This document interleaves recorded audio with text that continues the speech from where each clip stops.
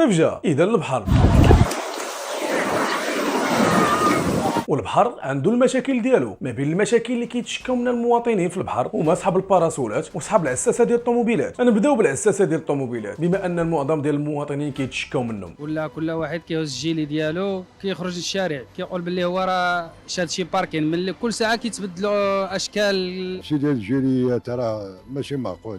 اللي جاو يلبس الجيري يقول لك انا غارديان، راه ماشي معقول. العساسه ديال الطوموبيلات اغلبيه منهم كيكونوا قطاع ديال الطرق وتيكونوا مدوزين سويسرا، يعني دو سوابق عدليه. كتكون غادي ما بيك ما عليك مع صحابك ولا مع عائلتك غادي تبحر مع راساتك الصيف هذا، كتستاسيونو الطوموبيل تيوقف عليك بحال عزرين، خلصني دابا ما عندك شي ترخيصات نعطيك اللي بغيت انايا بليزر مني. وسبحان الله شريف. والمشكل ماشي في درهم ولا جوج دراهم، راه واخا ماشي من حقه ولا مشي يطلبوا 10 20 درهم نعم السي، ولا ما بغيتيش تخلصهم تيتجمع لك هو وصحابو العساسه وتيبداو عليك بالملحون والطرب الاندلسي وتيبداو يهددوك باللي انت راه الطوموبيله ديالك غتفرشاخ وغتمشي غتلقى البنوات مفشوشين، واخا راك عارف انه هما ما غيحدوش لك الطوموبيل. انت هذاك 10 دراهم اللي كتعطيهم ولا 20 درهم كتشري راحتك بها، هو غير غيتخلص على ديك البلاصه فين باركيتي نتايا براسك، تجي تلقى الطوموبيله مهرست ليها الجاج وما تلقاهش، هو سول عليه بنادم يقول لك راه مشى في حالته قبيله. وكاينين واحد النوع ديال الباركينغات كيكونوا دايرين لهم لي بارير، وهذوك لي بارير ماشي لي بارير قانونيين كيف ما كنشوفوهم في لي باركينغ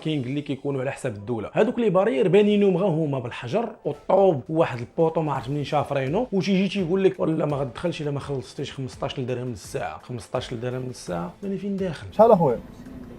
20 درهم. تمنيتكم راه 5 دراهم معلقه لها ولدي.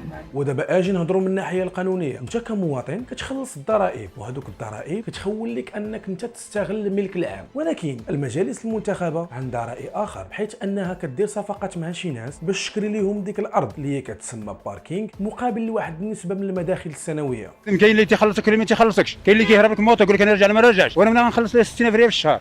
بزاف عليا، الشخص راه صعيب علينا بزاف، الكارديانات كاملين احنا مقهورين. دابا هاد المجالس المنتخبه كتستغل الفراغ القانوني التشريعي اللي يحدد المسؤوليه في الحقوق والواجبات، يعني بالعربيه الترابيت اللي عليك واللي ما عليكش.